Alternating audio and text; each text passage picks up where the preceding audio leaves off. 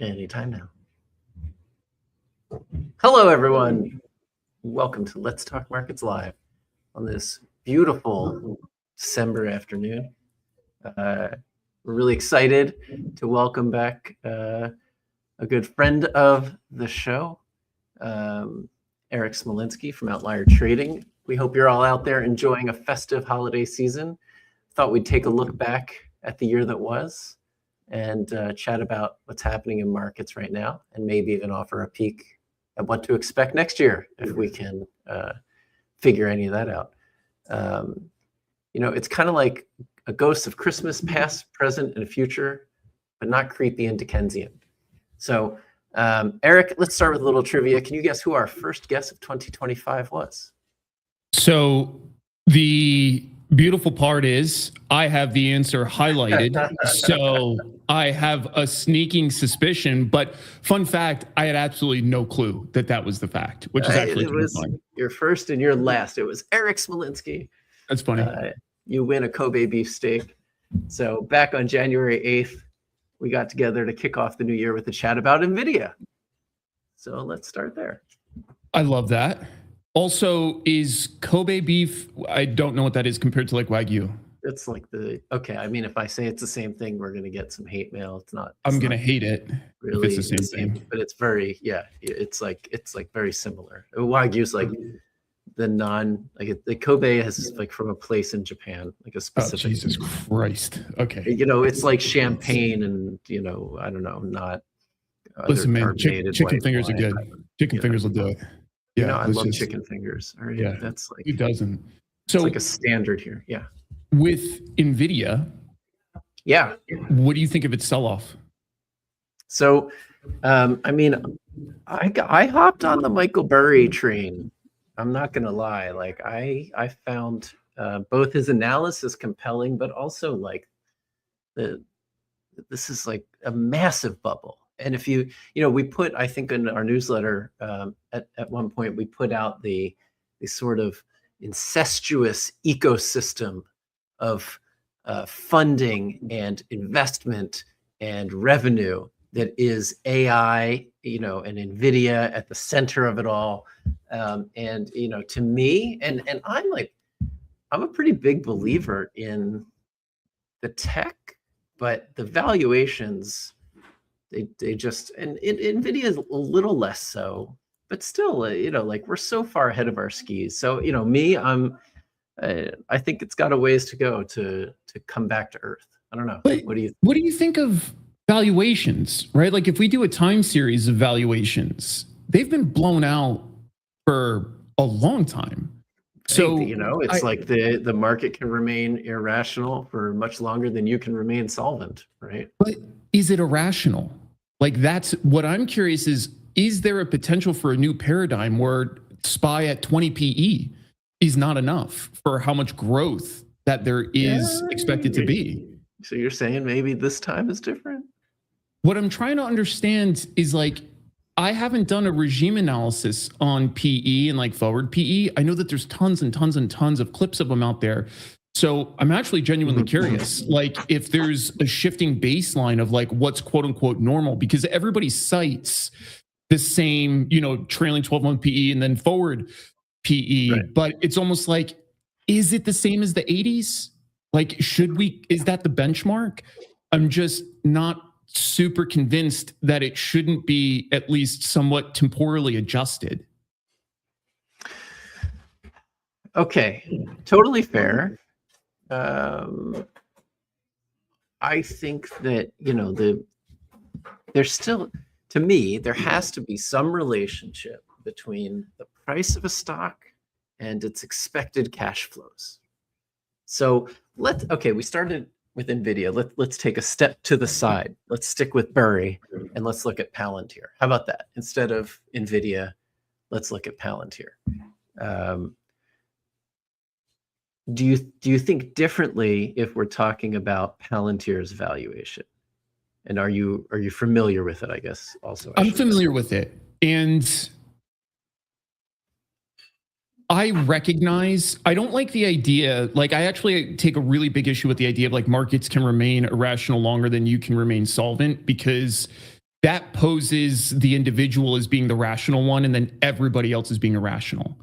Whereas sometimes I think that's like really egotistical. Like, I'm the rational one and the entire market is irrational. Like, that doesn't really make sense to me. No, but I mean, it says like, the market is made up of animal forces, right? There is irrational exuberance in the market. There are manias, there are bubbles, and this idea that there is a rational valuation in order to appropriately allocate capital, that it's like foundational to capitalism, right? And I do agree with that, and I do agree with like growth rates and stuff like that, a really important part of the equation. But here's another rub that I always have: this idea of like trailing EPS, forward EPS, sales growth, revenue expansion. All of that makes sense. But if we think of what happens during an earnings season, we come into earnings and most companies should beat EPS expectations. They almost always do. And that has a lot to do with the incestuous incentives of the banks that hold the individual securities, that are evaluating them, obviously want them to look good because they're on their books, and so on and so forth. So part of me also thinks that we're not even really using good metrics when we're using like forward expectations compared to what the growth rates tend to realize out at. So something like Palantir, I think it's easy to evaluate it as overvalued. I think if anybody was going to take a stab at something that is expensive for what it is, I think Palantir, I might say wildly overvalued. But somebody wants it here, and somebody keeps buying it here. Sure. So I guess this is a big difference between like the value investor lens and a trader lens, realistically speaking. Because are you just like sort of a proponent of like the strong version of the efficient markets hypothesis? Is that what you're saying? I mean, but that sounds like what you're saying here. How? Explain to me how that's what I'm saying. Because you're saying that the market is efficiently arriving at a valuation, that the fact that somebody is there wanting to buy it at this valuation is proof that the current valuation is, I don't know, irrational or reasonable, but at least like, one at which people want to transact, rather than acknowledging that we might be in the midst of a wild mania, and that this is all going to come crashing down to earth at some point in the very near future. I feel like that's the difference between a value investor versus a trader. Like what you just explained to me sounds a lot like a value investor. I need to evaluate the price of this thing relative to what it is. Whereas I've been in markets long enough that I know that there's tons of people. I don't even know what the valuation is for Palantir right now. I know it's high. I know the multiple is huge. I'm like seeing 181 forward PE. But I think the current PE, last I heard, was in like the 700s. I don't. It's come off, but maybe lower. Maybe it's like the 500s. I don't know. It's like some order of magnitude PE different than what you normally see. Exactly. So from the value investor lens, they would look at that and say like, yeah, this is absolutely insane, and rightfully so. From a value lens, it is so. But if I look across Palantir's performance over the last 12 months, it's up 134%. So that means that regardless of the valuation, regardless of how good the dollar is compared to the forward expectations, there's a lot of people trading it who don't give a flying crap about that. And they're saying, I think other people are going to buy this thing and it's going to go up, which to your point is a big piece of a bubble, right? Because who's the last person? Who's the last person to buy? That's right. But the fact that the move has been sustained for so long is, I don't know. I haven't done a lot of analysis on bubbles. I find them fascinating. So I don't want to speak from too much of a point of ignorance. A lot of the stuff that I look at, I spend a lot of time analyzing like the statistics of it. I've not done this deep for bubbles in terms of like what the average expansion is versus the contraction once it pops and how dense that is across the market relative. But I think from a value lens, I agree, things can get expensive and that would be unattractive to those folks. I think from a price performance lens and a momentum lens, which is a whole other bucket, momentum traders, they don't really care that much about what the EPS is. We care about what the 12 prior months of performance minus the most recent month is in a cross-sectional framing. So I guess to summarize all that, to me at least, it seems like there's a lot of different people doing different things, playing different effects. And I think that that can propel a stock way beyond what quote unquote value people think it should be. Okay. I'm trying to pull up something.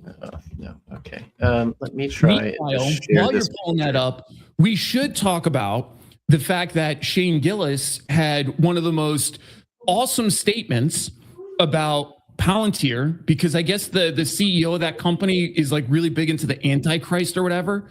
So yeah, he's definitely something. So Shane Gillis was saying, he was just like, I don't know who the PR team is for that guy, but the fact that they let him do like 3 Antichrist presentations is bad. He's like, you get one Antichrist presentation, and then you got to move on. But the fact that they did 3, who knows? I don't know if valuations apply to a guy that does 3 Antichrist presentations. Okay, teach me about bubbles, please. Okay, here. So here, this is like I've shown this before, this image before on the program here, but it really, I find it compelling because the essence of a bubble is that and generally we talk about it from a valuation perspective. This from Bank of America shows it just from an index return perspective, but I think it does the trick very well. And what it shows is, like there is sort of a natural level of returns in the economy. And those returns are based on, corporate earnings growth. And those earnings can grow at certain rates for certain periods of time. But often when we're seeing excellent growth in earnings, the market enters this mania where it goes up at a far greater pace than what those returns should warrant. And so these are, some of the classic bubbles throughout, recent history.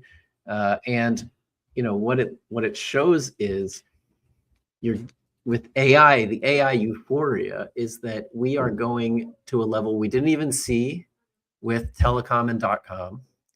And we're going at a rate, and we had Didier Sornet on the program a couple of months ago, and he's an expert in bubbles. And what I found most compelling about what he tends to look for is this idea that the growth of the price the growth rate is what is accelerating.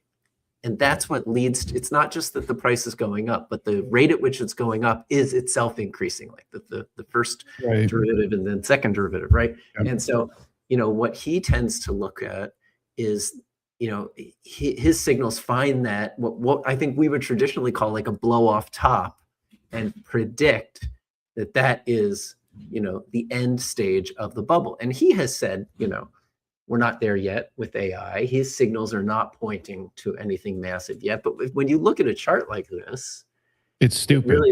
This chart is absolutely stupid. What do you mean? What do you mean when you look at a chart like the only thing that you could derive from looking at a chart like this is I could pick 2 points in any market at any random distance and make it look any way I want. So the fact that first bucket goes for 6 years. The second bucket goes for 11 years. The third bucket goes for 8 years. Like, what are we doing here? We're picking 2 random ass points. Market events. We are picking so the railway mania was 46 years. When did it start? When did it end? And who picks it? 6 years. 1840 to 1848. Oh, well, your boy can't do math. But I guess I moved too far. I moved too far away. But I mean, the big thing though is absolutely sampling error. Like this is absolutely picking random ass timeframes and saying this one fits my thesis. This one I get a peek and it looks like this. It's picking historical manias, like clear bubbles. But then why is 20 only clear in hindsight, which is part of the issue here. I don't think you get to pick arbitrary durations is my point. Like if I plotted a rolling 6-year period for the railway mania before and after, I would find anything that I want to see. So from like a sampling perspective, this is as cherry picked as you could get. It's saying, I think it started here. This shows me what I want to see. This is what I define it as. I mean, I'm going to disagree with you on this one. So could you pull that back up real quick? Because I am actually genuinely curious about a second part. So for the AI euphoria, why didn't we call it in 2020 at that bottom? Why did we not say that that's a blow off? I think that is totally fair that you could have started the chart at the bottom after that peak and said that's where we're starting. You cannot know where it started when you're in the midst of it. That's an absolutely fair criticism. You can only know looking back once the bubble has burst. But in that hindsight, then we're just cherry picking. Like, again, the fact that we just said that, right? In my mind, if we're following that convention, that dip from 2020, what was the bear market? Was it 22, I think, the last bear market? Yeah. So that should be its own thing comparing to this convention. That should have been the blow off because we went up, we came down in 22. That should have been its own thing, but that doesn't fit the narrative. Well, but in the context of this move, it looks like, even though that was the technical definition of a bear market, it was really more of a correction. It was fast, vicious, and gone like that, right? Yeah, that part I'm okay with. I guess the main thing I'm pointing out is I think it's nonsense for us to look back in hindsight and say this is what happened. I think if we're saying that there's some sort of repeatable effect around bubbles, around these kinds of effects, we should have a definition for what is the start of this new technology. So the railway revolution, whatever, what is the start? Is it when the first rails were laid? Is it when the first train was made, the first five? I mean, that's like this amazing, like, did you ever read Reminiscences of a Stock Operator? Yeah, of course. Right? And classic. Like, that's like classic, but like, such an incredible narrative of that period, right? Like that was this period of time in which you had the convergence of the Industrial Revolution and the Financial Revolution, right? And suddenly the stock market was accessible to all of these people in the US, at least, where it hadn't been accessible to in the past. And it brought those animals, right? Those are the animal spirits that you see when you bring people in, individuals in, to a market. It often gets very detached from the fundamentals. And the point being that over a long enough time period, those fundamentals do rule the day and historically have always ruled the day. No time has ever been different. We always eventually have to come back down to earth, but certainly it is impossible to know when you're in the midst of it. It's impossible to pick the top. You'll generally go broke doing that.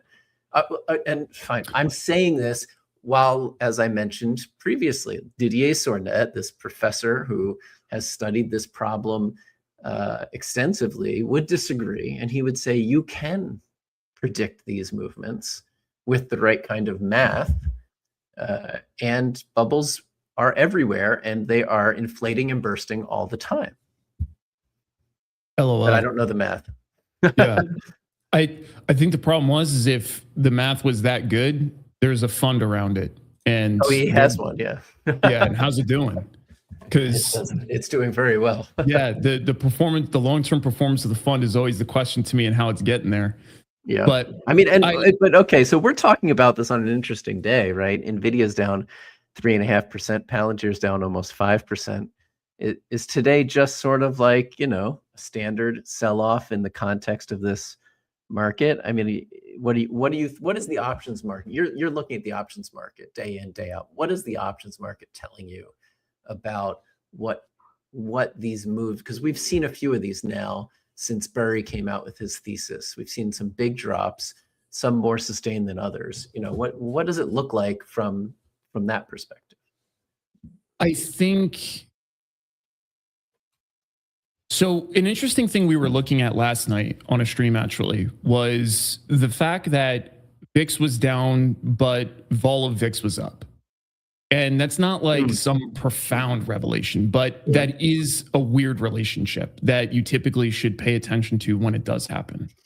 So the market does this almost every single time we start getting near highs, but I find that the information suite and the catalyst suite is stale. So what I mean by that is I typically believe in order for the market to have these larger legs up, you need something that's doing it. A great example in a microcosm is actually an MSOS. I had short straddles and strangles in there. I was just trading risk premium because the vol was high. There was some sort of decision that I think is supposed to be coming on like the 15th of December, 15th Jan. I don't know which one, but sometime soon there was going to be some sort of federal court taking up of a important case to the marijuana stuff. And I was just trading vol around that. And then Trump came out, made a statement about cannabis, and then it sent it flying, completely different catalyst. Yeah. And the point I'm making there is like the market is full of those things right now. And based on a lot of the general analysis I do in terms of like periodic vol, which I was actually thinking in your prior statement about like coming back to earth from bubbles. I guess the thing that I think of is like what earth is defined as. I believe it shifts. I don't think it's a static number. And I also think that applies with vol because a lot of people would look at the market with where we're at now and how things are. And we're hovering near highs. Last earnings season was good. We're in the middle of a pretty solid the start of a big technological change, one way or the other.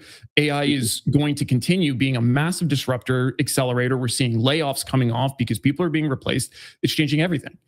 But as all of that is happening, we still have a series of wild cards that I think keeps the market on edge. So for example, in Palantir, I think just about everybody recognizes that thing is expensive relative to itself, exactly to your point. So then even from an investor or a trader lens, the question you have to ask yourself is like, how much profit do I want to give up in this thing before I get out? But if you look at like a 5-year chart, the overwhelming of people's basis in there is at freaking 25. At 25. Yeah. So there's tons of people that are sitting on a decent amount of profit. So then the question there is always, what's their management approach? So all of that summarized, I think that when the market is near these levels, you're going to have oscillations near highs. It's not always going to be an immediate breakthrough, especially sans good catalyst. We're in a generally elevated vol environment, although I would argue vol is not as high as it should be. I think vol is cheap compared to what it should be, but still slightly elevated compared to long-term norms. Until there's some sort of clear catalyst, I don't think anything of the pullback until it makes sense to me one way or the other, something that would lead me to believe that there's a structural change. Now, that being said, there's been a lot of really interesting price action off of the 3 November highs that a lot of stuff was posting. We had that fall over like 6 November, 7 November, rallied back up on like 10 November. And that's been the spot to beat in my mind for like a clear trend reversal. So like right now, I still view us in a long-term uptrend, but a very short-term, using the time frame of like a month, downtrend. And SPY did beat those levels, specifically at like the 12 November range, which is important. So now, in my opinion, the question is, with this sell-off, the point of control on a 6-month time frame, which is just where all the volume is, the most of the volume is at 664. So that still places well within striking distance of all-time highs. I think in general, the market is in the process of oscillation digestion. Typically, tail half of December, seasonality is mixed. It's not a super strong month. And vol will likely continue to trickle down as people take time off into the end of the year. Yeah. And you've got, you'll have tax loss selling, but there's not much. I hate not that. a ton to sell. I know it might shock you, but I have a very firm stance on tax loss harvesting as one of the dumbest things I've ever heard in my life. Hate that. But then you'll go into the new year and you might, at that point, you might actually start to see some people realizing profits and maybe the names that have been up so much on the year, it could be a pretty weak time. I mean, does anything in the term structure of options suggest that to you? Not really. It's actually really complacent. The skew is not anything to write home about as of right now. The put call ratio for the 30 days in SPY is high, like relative, but it's typically a little high. So it's not like super high relative, but it is a little high as a raw number. It's high. Jason agrees with you. Oh shit, I'm not even seeing those. Oh, tax dude. Preach, brother. Carry that candle forward and let them know that that is like the dumbest copium I've ever heard in my life. What I tell people is tax loss harvesting happens throughout the entire year. There's no time that you're just like, oh yeah, now it's the end of the year. Let me get rid of this. If you have shitty trades, you take them down when it's time to take them down. Tax loss harvesting is in January, March, November, December, whenever. It's not, let me bag hold and then rationalize my bag holding. All right, sorry. That's easy to get me going. I can tell. I hate that one. It's like people struggle so much to just look themselves in the face and just acknowledge what the thing is, right? I bag held on this. I held it too long. I want to get rid of it. That's what I'm doing. Versus, no, this is a strategic portfolio optimization operation. Right. All right, let's talk a minute about geopolitics. Oh, wait, hold on. Do you mind? I had one question for you before that. Let's go. Yeah. Looking at the recent market behavior, one of the things that I found was interesting is staples looks a little bit weak here, but discretionary is like hovering near highs. Yeah. I wouldn't expect to see that with like a big expectation of like massive weakness across the market. Utilities was also looking weak, which I typically wouldn't expect to see, right? With the standard defensive sector rotation. What do you make of that in light of the current market pullback? I mean, are we seeing it with other discretionary stocks, or is it just like staples? I'm not terribly familiar with it. Yeah, if you pull up XLP, which is Staples sector ETF for S&P, that's like clear 6-month downtrend and capping out around 80. So about the mid-range, not the mid-range. Yeah, it's about the mid-range, a little bit higher. Mm-hmm. And then discretionary right now, which is XLY, is literally hovering near highs. So very frequently, one of the canaries in the coal mine that I will use if I think that the market is really starting to position for something ugly is I would expect to see those two switch, and I would expect to see utilities not getting taken out to the woodshed.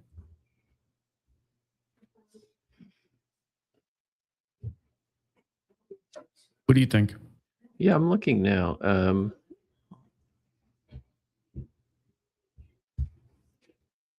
Because the other interesting thing while you're doing that is breadth is good. Like the percentage of S&P companies above their 50-period moving average is 57%, which is good breadth. And our RSP, for those that don't know, RSP is an equal weighted S&P index ETF. So it's a little bit different than SPY, which is effectively now Q's counterpart, because SPY is effectively tech at this point. It's like between tech and telecom, it's like 45% or something of the index. It's tech. So RSP equal weights it, which is a little bit different of a bag. And that's actually doing pretty well. So I do see that softness in the front in tech, but the relationship between those other three, I find interesting. The fact that staples is looking relatively weak compared to discretionary, and utilities is getting smashed.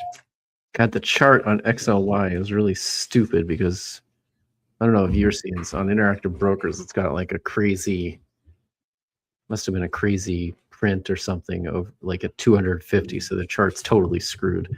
So it looks like on the month XLY is up slightly. Yeah, 20 days is up 7.6%. Yeah, and okay, even more than this. XLP is up pretty good too. And 3.2%. A month in which we have seen Nvidia down, right? And Qs are like right at like they're almost even on the month. I mean, that's interesting, right? So that is so you're seeing some sector strength in the discretionary consumer spending, but like staples is not participating. I mean, it must just be like staples weakness, right? Which to me is interesting because if the market is positioning for some sort of rotation, a lot of times you see the inverse there, those two switch. Yeah. So that relationship being what it is interesting to me. And then again, I don't think utilities is a small component to that either. A lot of people start moving into utilities to find some yields, especially if they don't think that they're going to be able to effectively get a large cap yield. Sometimes, people do that for strength, but if you're seeing weakness in tech, they'll rotate out. Well, Jason is also telling us that Staples is struggling because of some lawsuit settlements. Good old litigation. Yeah. Good old litigation. Love us some of that. The information here. Yeah. Thanks, Jason. I have no idea. I'm not paying any attention on that. I'm like so fixated on tech. Yeah. Well, anyways, it's interesting. Yeah. I think the main conclusion I draw from that is just that it's like I don't see what I would consider alignment in terms of like any sort of like rotational breadth indicators, sector behavior. I don't see any rotational alignment in terms of like at least positioning small for big moves, downside. but nothing crazy. Who knows? All right. Well, I want to take a detour for a second. I mean, markets are down today quite a bit, and Trump is going to be speaking. Hell yeah. Hell yeah. And get the popcorn. Yeah. What do you look? You're a veteran. We respect that. We thank you for your service, of course. No, you guys don't. You made fun of me for wearing camo just because I wanted to wear some camo. You guys were shitting on me. You don't think I forgot that? We will continue to make fun of you while thanking you for your service on this program. But, I mean, there's a pretty strong expectation. The U.S. is going to war tomorrow. Hell yeah. With Venezuela. That's. Do you think that's driving the market move right now? Is that what the market is paying attention to? We've got, oil up 2.3%. Markets are down. Oil still at a very low level. I mean, $56 is crazy. Yep. For crude. When the U.S. is threatening to take on, one of the largest producers of oil in the world, and blockading them from exporting. Yeah, I don't know. And any thoughts on, I don't have like any insight here. I think that war is not something we should enter into lightly. I'm curious what he's going to say, but I don't tend to put much faith in the words of politicians. So what are you thinking right now? What do you think the impact is on markets from what's happening right now? So I'm asking Grok, and Grok says U.S. imports from Venezuela were about $6 billion in 24. Crude oil was the majority at 5.88 billion. So it looks like based on. True. I thought we weren't buying Venezuela. This was in 24. I don't know if what that means now. And again, Grok could be straight up lying to me. So you guys, whoever's in the chat, please fact check this. I'm just reading from Grok. But regardless of what that is, I do think that that is the larger relationship point, whatever it is. So it looks like other notable but smaller exports: refined petroleum, prepared preserved shrimp and seafood. What the fuck is this word? ACYCLIC, acyclic alcohols. What the hell is that? Okay, yeah, well, they give us acyclic alcohols and coffee. Cool. So okay. I like coffee. Yeah, that one I think we can all get behind. But acyclic alcohols, man, I don't know nothing about that. But here's the deal. I think the U.S. is still positioned so strong with respect to oil, which is exactly why you see the market not caring at all. I don't think the market cares at all. The U.S. has enough oil, right? That's not necessarily the issue. But if you do reduce global supply because of a war, you'd think that would have some effect. Well, let's see what their broader exports are to other countries. What are Venezuela's? I think they export most of it to China. Global. Well, fuck them. So, yeah. So then no impact. Yeah, because right now, I mean, China will just from have to a get more illicit Iranian oil. They're used to yeah, that. man, like they're all right. I'm not so worried about helping them solve their problems. They're pretty good at it. They're Yeah. very competent. So I'm Yeah. sure if Venezuelan So, oil so slows why are down. we? So why do you think the U.S. has decided to sell Chinese advanced AI chips? I Why don't would think they're the Trump I don't administration change that policy? I don't think they're the most advanced ones, first of all. And I think Sure, they're not the I think most advanced. They're awfully yeah, advanced. that's okay. It's as long as That's okay. I feel like yeah, I do. 'Cause they're gonna get it anyways. They're I super disagree smart. strongly. Yeah, they're super smart.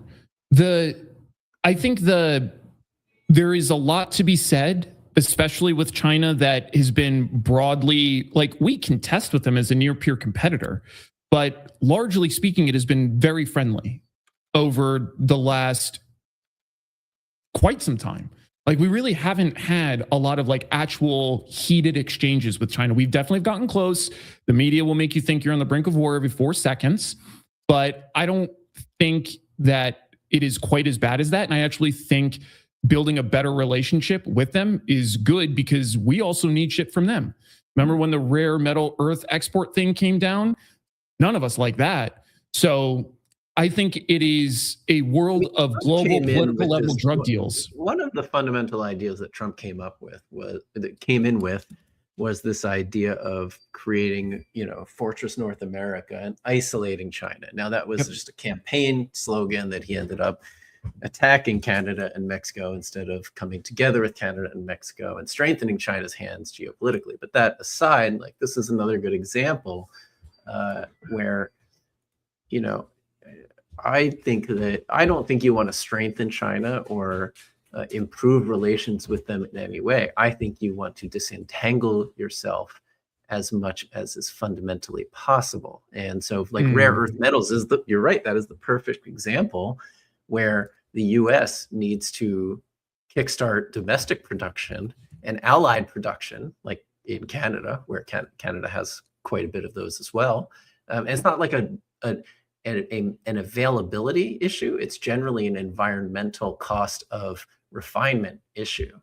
And, that's the kind of thing where, China has a stranglehold over modern technology, modern electronic technologies, because we have allowed them to, thanks to globalism, right? And if you're going to disentangle yourself from China, the last thing you want to be doing is selling them advanced AI chips and, potentially destabilizing things geopolitically. I'm not sure that the chips are going to be the thing that tilts anything that meaningfully in the near term. I view it as kind of like playing with pawns. My genuine expectation is that in the next few years, when we have realistic domestic production of chips, I think you'll see a new paradigm. I think right now there's a massive incentive. Keep the status quo in Taiwan, China, just keep everything mellow for the time being as best as humanly possible while we're trying to onshore production of chips, which we know is literally crippling. So yeah, of course, absolutely. Yeah, but, again, like you don't want to empower a state like China and give them more technological power, which we know they already abuse. Yeah, it's just not that one-sided though, right? Like that, I guess that's the rub, right? Like we still need stuff from them. So if we were looking at this in a vacuum and there was no thing that we needed from them and we were just like, yo, have these chips? Sure. But it's like, let's keep it a buck. The US ain't benevolent. But again, we didn't Biden put the initial ban in. We were still getting everything we needed from China. Yeah, but that was how long ago, right? Like shit changes. When was the rare metal export tariff 3 years ago, I think? Yeah.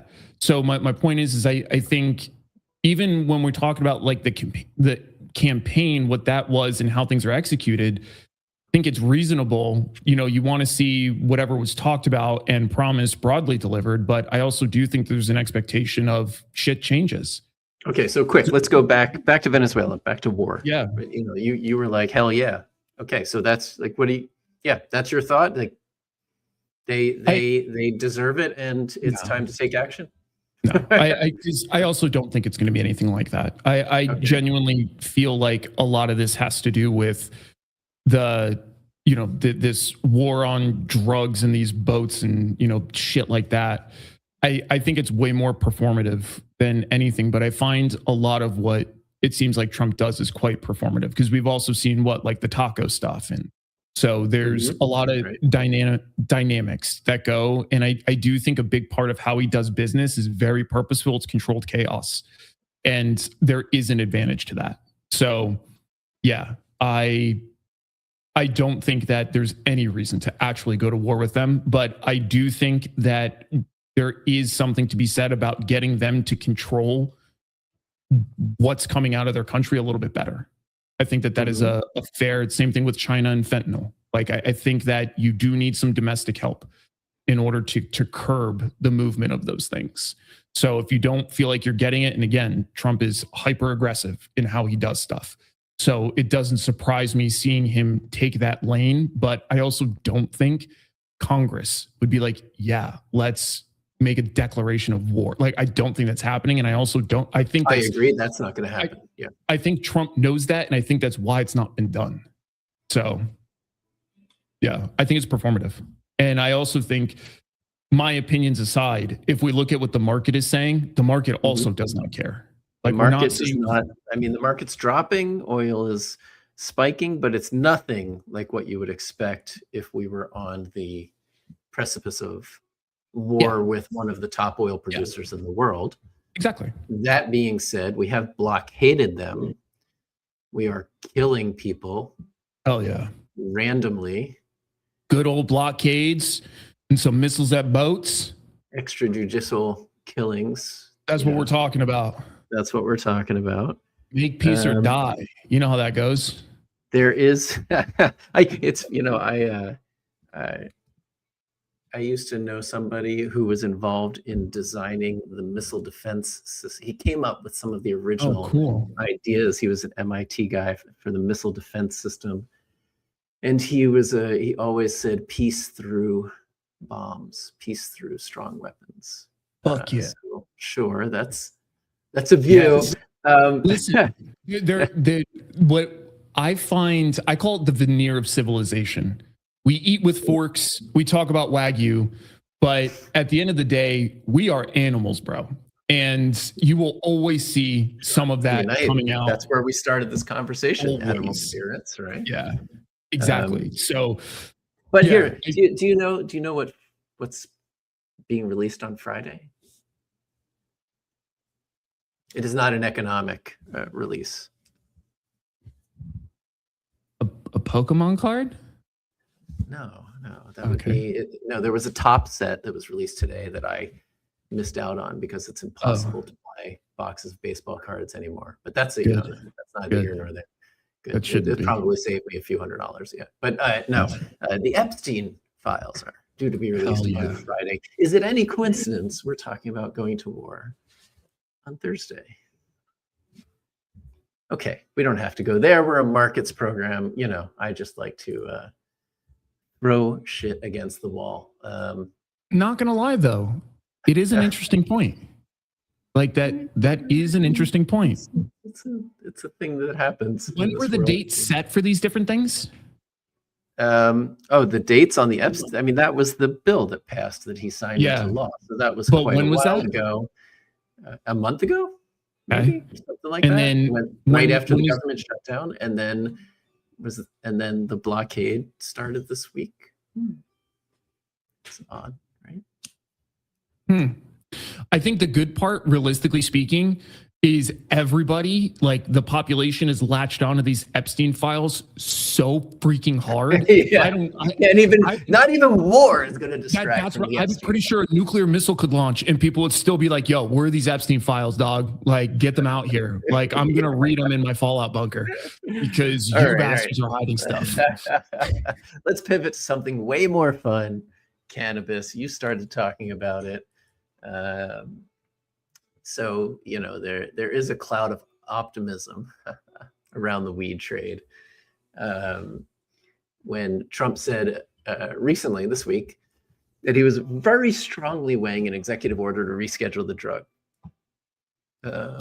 Now personally living in a civilized country, that's not really an issue here. That of course it's legal and can be sold to consenting adults, but in your country, that's not a thing necessarily in every state. Yeah. But what do you think? You're putting trades on. You're seeing some good vol around these stocks. That's really the main thing. I'm completely indifferent. I'm very much you should do whatever the fuck makes you happy.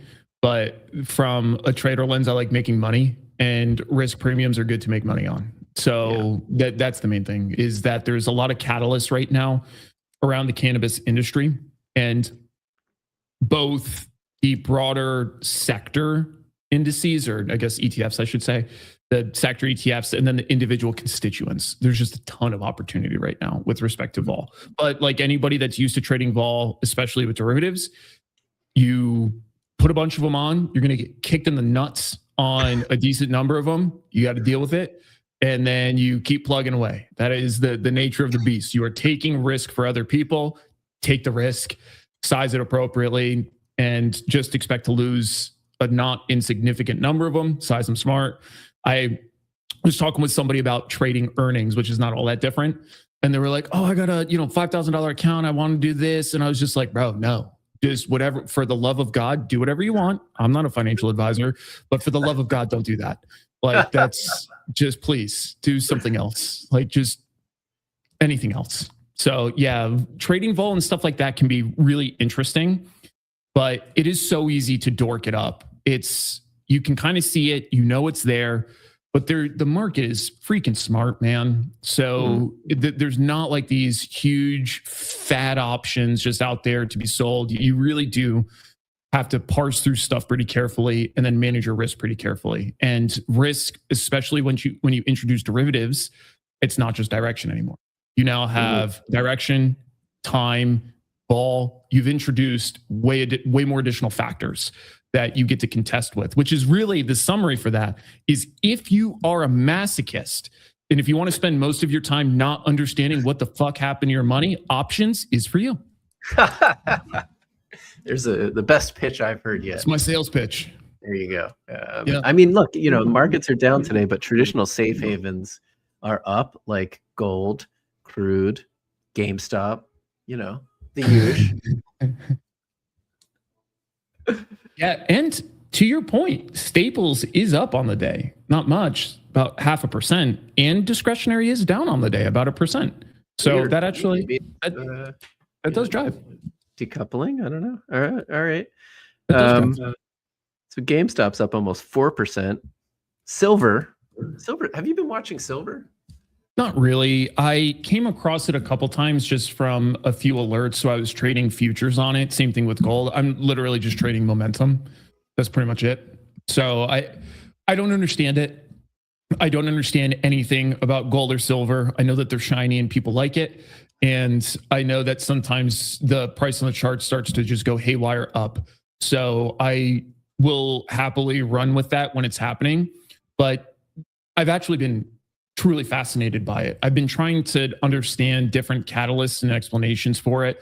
And as always, when you do that in markets, largely it is a fool's errand. I go into that knowing that, just because there's so many different factors, but the momentum's undeniable. So because of that, you boys there. But other than that, I could tell you, if you look at a chart, it goes bottom left to top right, just like that. Silver is just wild. Like I mean, it's trading right now at 66.72.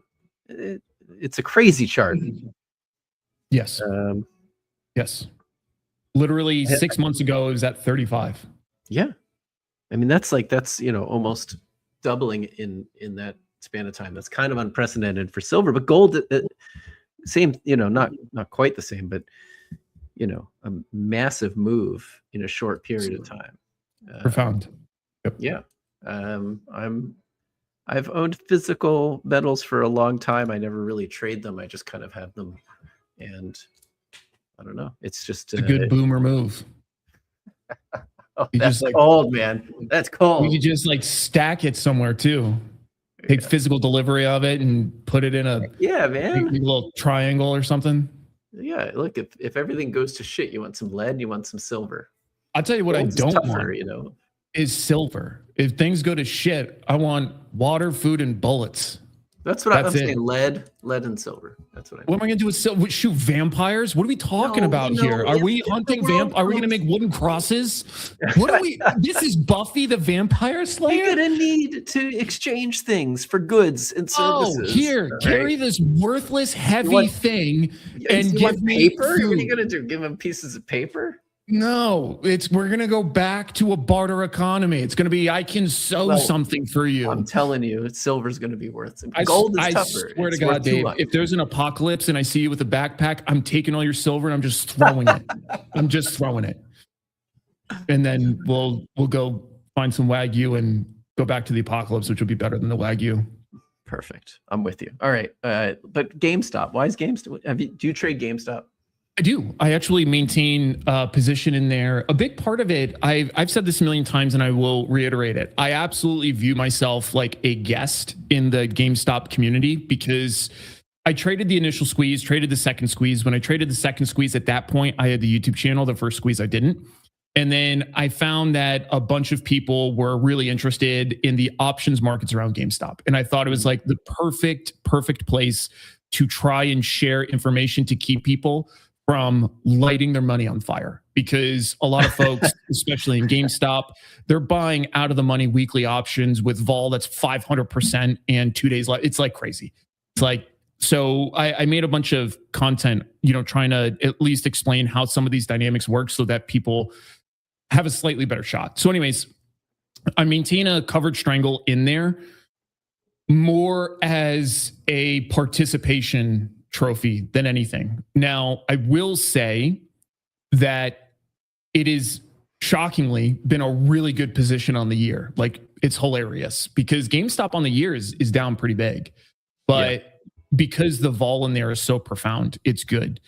I think the biggest thing I'm so interested in with GameStop is they are doing okay with respect to profitability, but it's from effectively interest earned. Their Bitcoin holdings are not looking super good, which who would expect otherwise, right? Bitcoin moves. I don't view that as some sort of store of value right now. That's more of a speculative investment, and you kind of have to treat it as such in the way you think about it. But I still am firmly in the camp of they need some time at some point, preferably sooner rather than later, to do something with the money. And like, it's great that they're making interest on the money and it's generating profit, but like, they're not a bank. That's not their long-term plan. And they've had this billions for a little while now. So they're starting to do some sort of small pivots, like the trade in everything. They're getting into the card grade. Like they've done a few things, but I'm just very eager to see what they think of next in order to use this money to continue transforming the business. The good part about it is it's so close, well, depending on how you calculate intrinsic value, that it's not super high risk as far as I'm concerned, and high volatility, but not super high risk. And for that lens, like a covered strangle is such an ideal way to trade something like this, because I'm long equity in case there's ever some sort of blow off. I can easily transact there. If there's sideways markets like there often is, then you make a ton of money from vol, from selling the two options legs that go with the covered strangle. So I'm so eager to see what they do with the money. Now, I actually did have a question for you on this. I'm glad you brought it up, which is, what do you make of the duration that they've held the capital for? I don't have quite as deep of a track record with analyzing like raising money opportunistically and how long you carry it before you use it. My instinct is that it's been a while, but I also just don't know if I've just been impatient and I just don't know enough yet. Okay. One, I have to say, I think that the GME chart here is compelling. I think it's like, it sure looks like it has found its bottom and it's moving up. I thought Burry published something over the weekend, I think, or no, maybe it was like just after the weekend, that was both fun to read, like an interesting sort of historical review of what happened, but also, coming up with some ideas as to why they're undervalued given this massive amount of cash that they have. But I guess you could probably surmise that they haven't seen, like, they want to do something with it. And we're just generally in this market that is very highly valued. And if you're Ryan Cohen and you're like a value investor, it must be pretty hard to put that money to work. And they have the runway. Yeah, and you're not in any rush. You're making a shit ton of money off the interest, and maybe it's a perspective that things are going. The fact of the inaction could be this glimpse into his perspective, which is things are going to come crashing down, and at that point, I'm going to have my pickings, and that's when I'm going to move. At the same time, I don't know, it was, like trading cards and cards in general has been and collectibles has been like a massive growth catalyst for them. What? How did we get to cards? We're back to cards. We're back to cards. I knew somehow you were going to find a way back to cards, and we're here. Okay, look at this. Like, remember when Kyle Schwarber hit 4 home runs he hit? I'm so glad I can't see that. Right. Anyway, what does that even mean? I got great baseball cards like right on my desk here. Good. PSA just announced that they're going to buy Beckett, which is like this consolidation in. You don't even nothing, right? None of this is what is Beckett?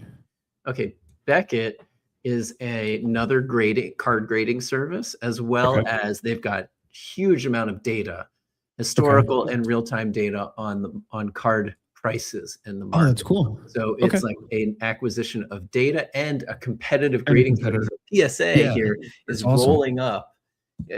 I have antitrust concerns about this acquisition, but if PSA saw this as a big enough opportunity, kind of like, it's a little surprising you're not hearing anything about GameStop doing something like that, given that this has become a focal point of their business. So, I would much rather see GameStop doing something like that, but then again, they've got this big partnership with PSA, so maybe they can't risk it. I don't know, but it's a good question as to why aren't they doing anything with that money. I suspect, but I'm just guessing, just talking about here. Well, I broadly align with that because I listened to the very few interviews that he's done, and he has made that general perspective clear. But here's the big follow-on question. How long do you do that for before you make a pivot anyways, right? So let's just play a scenario. Let's say that the next 5 years is generally slow, grindy up, right? Let's just say that's what ends up, going over that time frame. Like, how long do you wait? Yeah, it's almost like the opportunity cost is real there, right? Right. So what I have no frame of reference for how that calculus would be made. Yeah, I have never been the head of a public company with like many billions of dollars in the treasury looking to put it to work. So I can only guess, but I think you're right. Like, at some point you have to start saying, like, I need to put this to work. I want to build, this sort of large organization, and you got to get to it at some point, right? You're right. It's not supposed to just be a play on like high interest rates and which are coming down. Right? Yeah, right, exactly. Yeah. All right. Well, anyway, we're not gonna solve that here, but I've enjoyed the conversation. I hope all of you have as well. Eric, always a pleasure. I really appreciate you. Any closing thoughts on anything that we missed, or how you see things shaking out over the course of the rest of the year? Yeah, I think the biggest thing is the fact that you're wearing like a throw up green shirt, and you guys gave me shit for camo, but somehow your shirt got by unscathed. I don't really understand how that went down. And you're wearing a blue shirt under the green shirt. I don't know what that is. So I just want to throw that out for the record that I think barely know how to dress myself. All right. I think this is bullshit. This is not a surprise. I mean, okay. I will never give you shit for it. I keep forgetting. Is it a Spartan? It's a Roman helmet, right? Not a Spartan It's a hoplite helmet. Yeah, it's a hoplite. It's a Okay, that's I love that. I love your helmet. What about the And then, like, saber-toothed cat skull? no, that's really cool. But like, I happen to be immersed in ancient Greek history at the moment, and so I just finished Herodotus. I'm reading Thucydides. I'm enjoying re-immersing myself in ancient Greek military history. So what about the mammoth tusk from Russia? Yeah, that's cool. Sure. I mean, it's a mammoth. It's much more recent than the saber-toothed cat, right? That's facts. Yeah, that's facts. There's a museum here, and they have the Museum of Nature here in Ottawa, and they've got this annex in Quebec where it's like a warehouse of all the stuff they don't have room for in the museum. That's cool. And I got to go on a tour there, and their saber-tooth skeleton is just incredible. That's so cool. Maybe one day when we get you up here, one day a year, they open it up to the public. That's actually really, I would love to see it. I don't know why, but I'm the biggest nerd for that stuff. Whenever I go to New York to visit my family, all the museums, that would be sick. I genuinely would love that. That's and awesome. they're rock. I don't know if you're into rocks, but like, I like rocks. Not really. I feel like that's kind of a weird hobby. I do have a piece of meteorite right here. That's what that guy is. How do you not be into rocks? You got a meteorite. It's space rock. So let's just keep that. So you're into space rocks. Space rocks. Yep. Space rock is sick. Noted. Okay. Erik, as always, thank you so much. Fascinating conversation. I hope everyone enjoyed it. Thank you all for tuning in. This is going to be the last Let's Talk Markets of 2025. We will be back to you in the new year. I wish you all happy, healthy new year. Have a great holiday. If you can, try and take some time off. I think we all need it. And I will see you on the other side of the new year. Later, Gator.